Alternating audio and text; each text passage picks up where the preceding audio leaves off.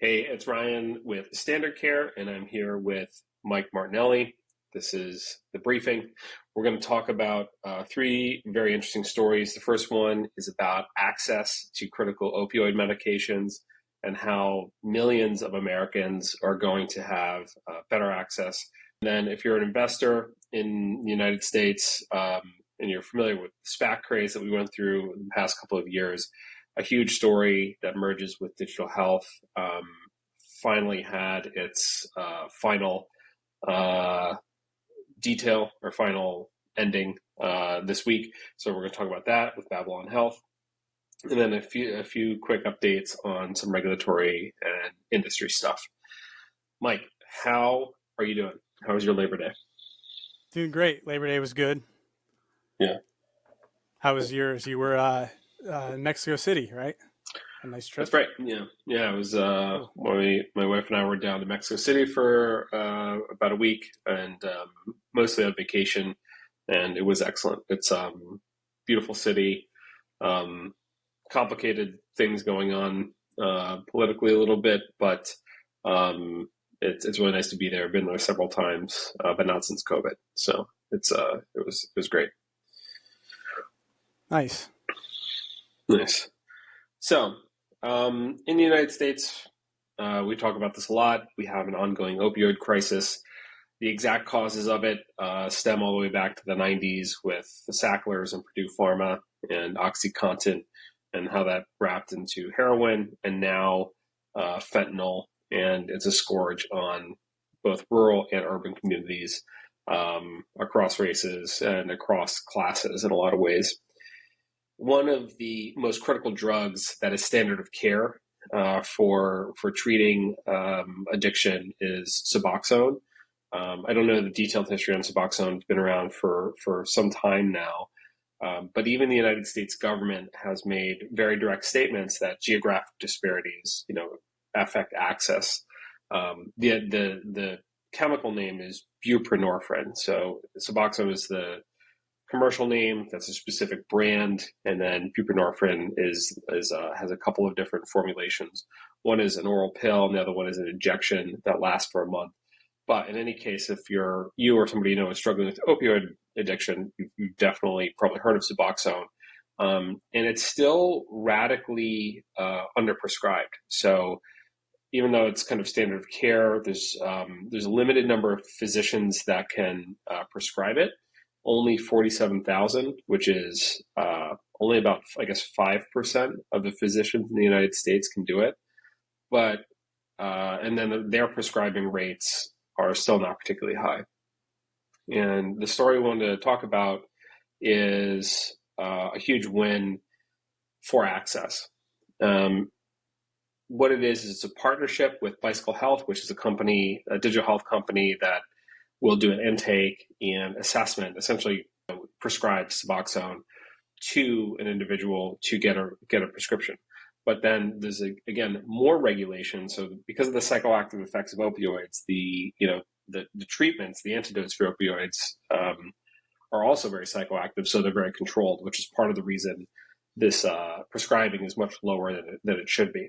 So Bicycle Health is a specialty solution for this, and they have partnered with Albertsons to make fulfillment of SUBOXONE and other MOUDs available in those stores. And the reason that is such a big deal is you may not know the name Albertsons, but they own a massive number of brands. So I'm just going to read them off because this might be relevant to you. So anyone who lives in California definitely knows Safeway.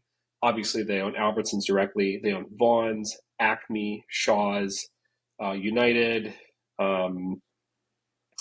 Pavilions, Kings, Cars, Andronicos, Amigos, Lucky, and then several others that I'm not very familiar with. In total, this is 2,200 supermarkets in 31 states. I believe this partnership only applies to 17 states at this time, but clearly they're hoping to expand that. And that's probably 150 million people that now can just go to the supermarket to get SUBOXONE. So that's a huge, huge win. Mike, did you have any takes on this? Yeah, first, one of the ones you mentioned on there, for a company that's owned by Albertsons, is Acme, which is huge, Hmm. Mid Atlantic Northeast. So, like for me in Philly, Acme's huge. Um, yeah, one thing about this story, I think when people hear about treating opioid use disorder, you think methadone, and I just wanted to highlight like the importance of the difference between methadone and buprenorphine. Methadone has to be given in clinics, which Hmm. compared to as opposed to buprenorphine, both the tablet and the injectable version don't have to be. Well, the injection would likely be given in a clinic. I'm not sure. Maybe there is a take home, but it's a once a month injection. But the big upside to buprenorphine is that, like, especially for the tablets, is that you could have a prescription filled and take it home with you and take it as you need for your opioid use disorder. Whereas methadone, you have to go to a clinic. There might not be one near you.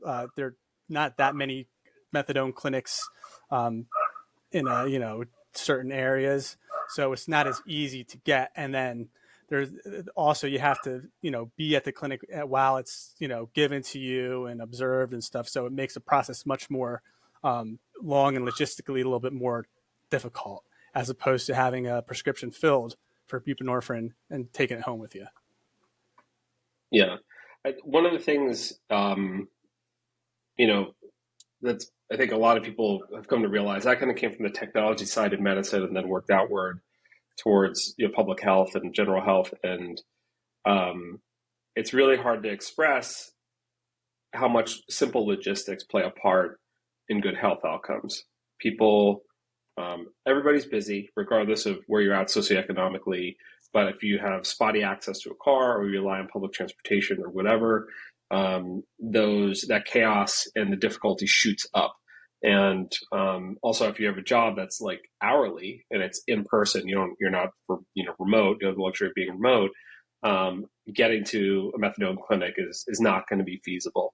And this was a big part of the kind of the emotional crescendo in the Michael Keaton Hulu series about opioid addiction and OxyContin, where at the end he kind of dedicates his life to running these like small carpool caravans to help um, OxyContin addicts get access to methadone. And that was, current as of the time period of that story, which I think was like the early 2000s. So, yeah, so Suboxone is a huge innovation, and now we have what is a logistical and really like an information innovation. So we have both a prescriber, a fulfillment arm, and then an information innovation in the middle with the work that Bicycle Health is doing and Albertsons is doing to create trust and consent, communicate the consent of the patient across the Albertsons network and the Bicycle network to make this available. This is a huge win. So um, awesome! Congrats to that team. The Bicycle team is a sharp team. So next, I wouldn't put it anywhere near a Theranos story, but it is definitely a very 2021, crazy stock market story, which is a company called Babylon Health. They started in the United Kingdom.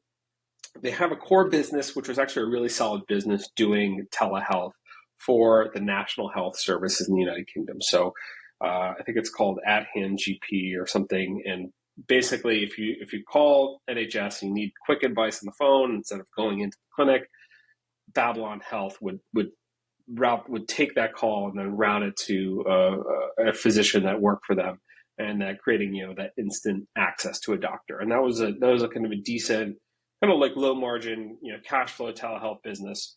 And then as a byproduct of that, they started to develop sort of AI products, and they got into these much larger kind of squishy innovation AI, healthcare AI plays with bigger healthcare organizations and health plans, moved into the United States, and they did a SPAC. A SPAC is a special way of taking your company to the public market.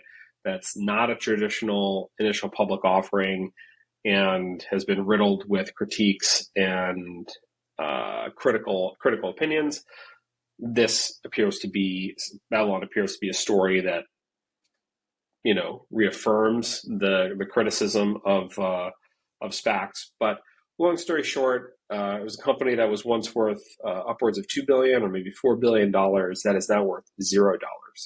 So if you were a doctor who left practice to go work at Babylon in 2021, or maybe a software engineer who left Google to go work at Babylon in 2021, and you're like, wow, this is a unicorn, they're going to change healthcare, they're going to use AI to, fix the quadruple aim of healthcare, yada, yada, yada. Seemed like they had everything together, but in fact, they were selling a vision for the future that only existed on a slide deck. And most of these things never came to fruition. And they sold out to eMed, which is, not a particularly big company. They have 118 employees. A good company, but not. Usually when we talk about acquisitions, we're talking about, Google buying a big company, or like when Microsoft bought LinkedIn for $28 billion or something. Usually an acquisition is like a big monetary event. In this case, Alvarez and Marsal, which is a strategic management consulting firm known for bankruptcies and restructurings, came in, assisted the restructuring, sold off the assets to eMed, and everything is kaput. So the US subsidiary shut down in July. The UK subsidiary seemed like it was going to last a bit longer, and it did, but it was only a month. And now that everything is kind of like dead as a doornail, employees who left Babylon because they were concerned about how things were being oversold are telling their stories very publicly, particularly on Twitter within kind of nerdy healthcare circles. So that's kind of that story. Mike, do you have any thoughts on that? I didn't have as like in depth of a background on Babylon as you, but I was just taken aback by how big the story was. How they were the big powerhouse and early on in digital healthcare, and now they filed for bankruptcy. And this past August here in the U.S., there's an SEC filing for that. And then they just sold it for parts to this very this much smaller, not a major, major name brand company in the UK, which is, so this UK company, what was it called? eMed, I believe you said. eMed. They're US based and they have a UK subsidiary. So I was going to say the big thing is COVID testing. Yeah, I was going to say, so it's a subsidiary of a US based company, but it's in the UK. Yep. So yep. Yeah, it's not like they're going to bring it back to its glory days at all. So. No, I don't think so. I think I had relatively more critical perspective on this, which is if you're in the marketplace selling healthcare solutions, your value system is at play, and it can be very easy if you're in front of the CEO or whatever executive team of a health plan, and they go, well, can you add a food bar? And you go, sure, we'll add a food bar. And then you just kind of go to the product solution slide of your deck, and you're like, food bar, do 2024 or whatever. And that type of slide deck based innovation has been very typical in healthcare. It's always very typical in healthcare because things are so hard to actually get implemented. It's rare to actually deliver software before selling it. It's almost always selling the software well before the software is built. And this is like a very extreme case of that, because they promise a lot of artificial intelligence when in fact what they had was if-then logic. And if-then logic, actually if-then logic is very appropriate in healthcare because it's a rules-based practice. But it was if-then logic that was implemented manually, so it was on spreadsheets. It wasn't even scalable. It wasn't the term for this would be an expert system, right? There wasn't even an expert system with a domain-specific language to automate these care plans. It was just spreadsheets, evidently.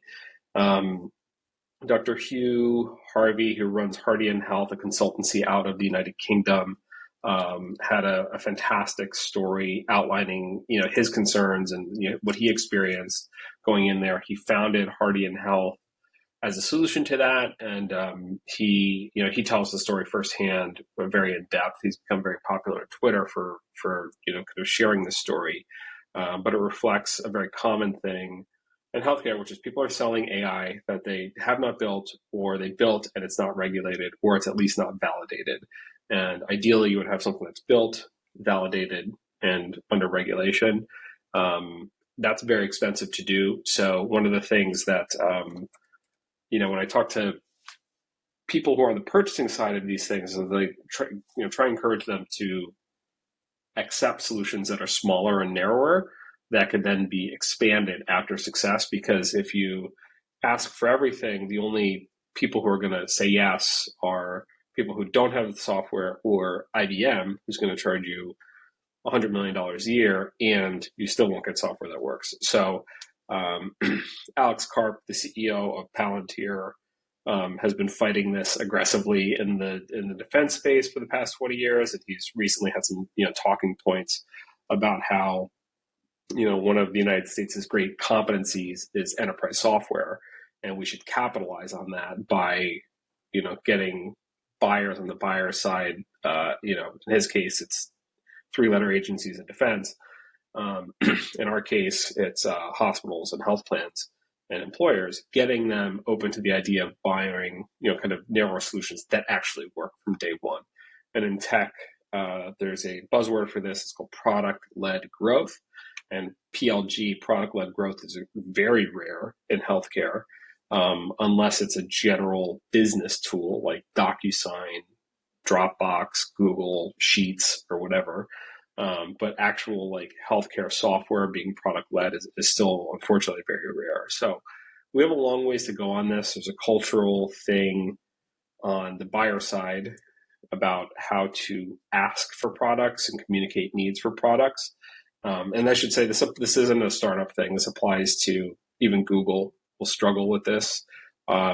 Google, their large language model, MedPalm, has been developed in collaboration with a lot of huge names, including Mayo Clinic. And, I'd almost be surprised if that product ever gets to market, because when you're trying to incorporate all the needs of an organization with that level of scale and complexity and low risk tolerance, it's very hard to do something as comprehensive as a large language model for general medical practice. So Babylon was promising that. They had investors. Babylon had investors from DeepMind, which is the large language model kind of core, the deep neural network core of Google's AI programs.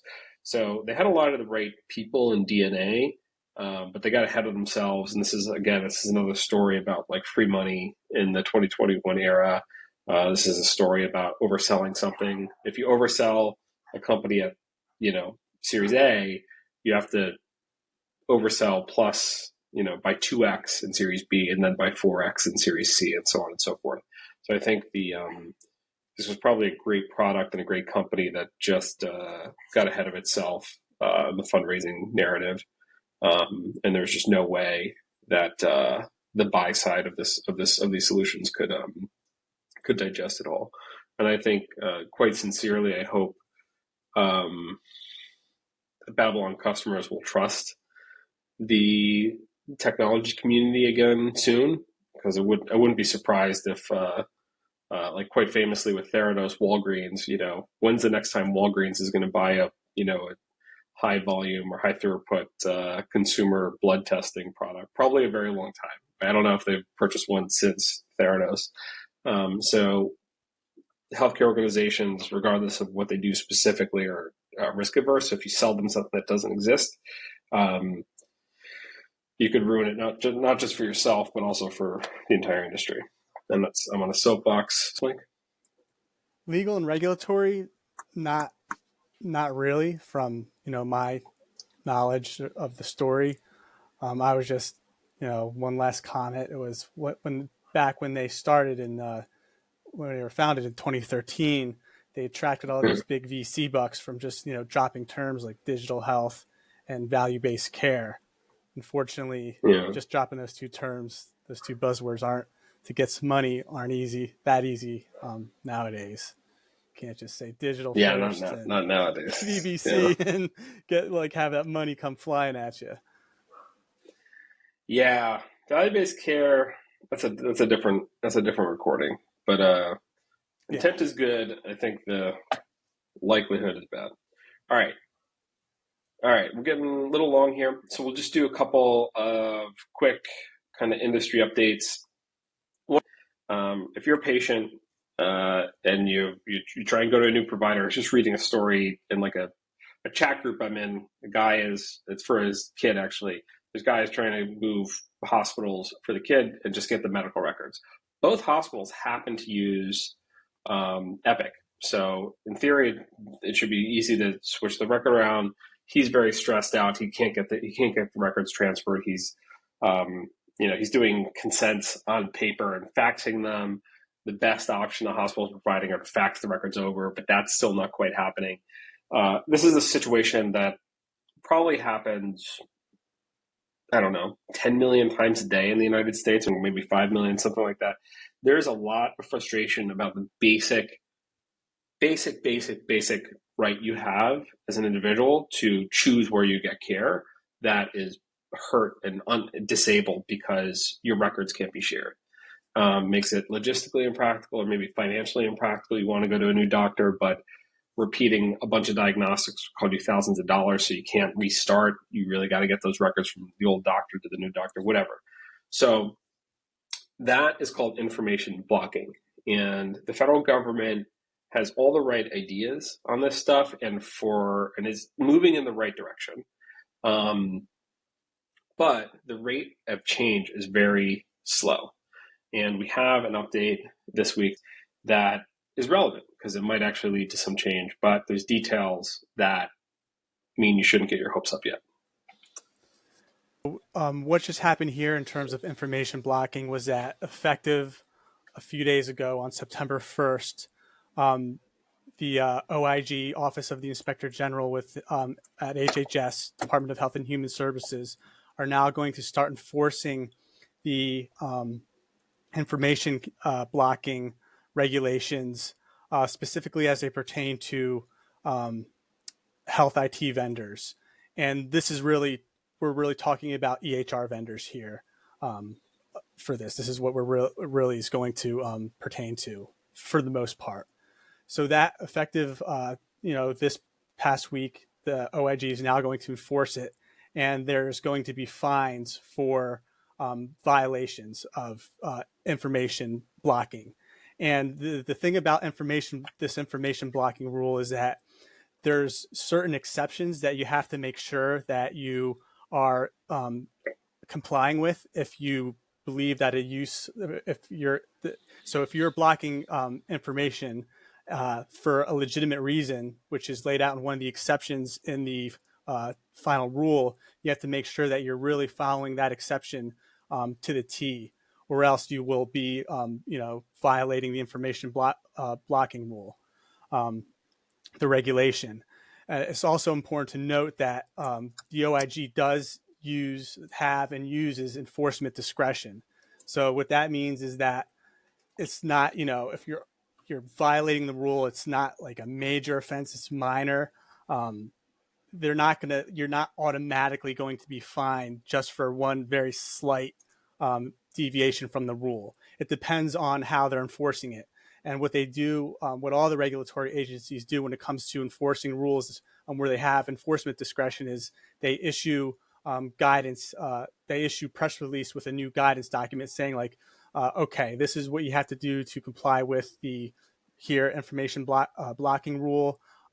This is how we're going to be enforcing it. And then you just look at the news. So for example, the FTC has enforcement discretion over the PHRs and the health HBNR, the Health Data Breach Notification Rule. And an example of their enforcement discretion was that earlier in the year, they ramped up, penalizing companies for breaching the HBNR, for example, like GoodRx. So we have yet to see, because it just went into effect for information blocking, how how strict they're going to be with enforcing it, or how loose they are, or I'm sure we'll see some guidance documents come out in the days to come, for sure. Yeah, yeah. So this was the final rule came down in June, and then June 30th, and now we're 60 days post the final rule. So there's kind of like a warning period. That warning period is over. OIG can now do the enforcement. But you have to watch the actual behavior. The law itself, whenever the enforcement discretion is in there, the potential for enforcement now exists, but the propensity, the likelihood, or the willingness, the ferocity of the enforcement is completely up to the OIG. And they don't have infinite resources, and politically it may not be their motivation, or maybe ideologically they don't think they don't feel like a problem is that bad as somebody else in the ecosystem may feel it is. So I think this is one of those cases, and a good analogy here is a similar rule exists for price transparency. In the United States, there's about 6,000-ish hospitals. Supposedly, all of them are supposed to have a menu like McDonald's for the 50 most common procedures, and then you can go in and look at it. However, the OIG has only had about 4 enforcements in the past 3 years, meaning there's only been 4 hospitals that have received the penalty for not doing that transparency. So the question then becomes, well, what percentage of hospitals are willfully complying and not needing to get that enforcement? And then what proportion are not complying, anticipating they'll never get the penalty because they're not actually in fear of the OIG? And I don't know those numbers, but knowing those numbers is to the extent that the law is enforced, and with this information blocking, we should expect a very similar dynamic. This is an incredibly political topic. The government has had the right idea on it for over a decade. The FHIR and HL7 communities have been working on the data level details to make it enabled, but in practice, the rate of travel is still remarkably slow. And this is a big deal for patients, because you're expecting convenience, you're expecting personalization, you're expecting the experience that you have with healthcare to catch up with the experience you have everywhere else in your life, at the iPhone store, or whatever, the Apple store rather, where, the sense of, personalization, speed, rationality, good user experience that is so common and typical in the United States, or the developed world, doesn't exist at all in healthcare, even though we spend $40,000 a year per family on healthcare, just for insurance, really. We don't have it, and information blocking is at the core of it. So that expectations of getting the healthcare to be functional and fluid and frictionless depends on this timeline for enforcement discretion, which is still very, in my mind, is very fuzzy. And when I have conversations about this with other entrepreneurs, I'm always very cautious of them relying on these rules existing in the time frame their company will be alive. Honestly, you could easily have a company, for 3 years, fundraise, a pre-seed, a seed, seed round, have a company for 3 years, and none of this data becomes available. So anyway, all right, that's it. It's kind of a lot of ranting on that, but hopefully it happens, and hopefully we see the provider side rule soon, and it's rational. It's worth saying that the civil monetary policies top out at $1 million. So if you're Epic and you're generating, $28 billion of revenue a year, $1 million is the cost of 2 engineers. So you would probably just budget to pay for, these penalties or whatever. I don't know. We'll see how it actually works out. Troy Bannister, who is the founder of a company called Particle Health, which is in the interoperability space, has made that comment. So credit to Troy. We'll see what happens. Frictionless, satisfying, easy to use, personalized healthcare is not here yet. Everybody does deserve it. Hopefully hopefully the OIG goes nuts on enforcement and this happens. Just one more thing, Ryan. I think this would be a good time to put in a plug for our recording, our webinar recording we did earlier this year on information blocking. I give a lecture if anyone wants to have a more in-depth understanding of information blocking. I'm sure Ryan could provide the link to the YouTube page with this video. Absolutely, yeah. So that's available on YouTube. It's available. You can go on our website and go to the blog, and it'll link back to the YouTube. And then Mike is available as well. We're very passionate about deciphering this stuff and making it accessible for as many patient, customer-focused companies as possible. Mike is absolutely right. We have some free content on this, and we're trying to get it into as many people's heads as possible. Right on. Michael, thanks for being here. It's been a pleasure. Audience, we'll see you later. Bye-bye.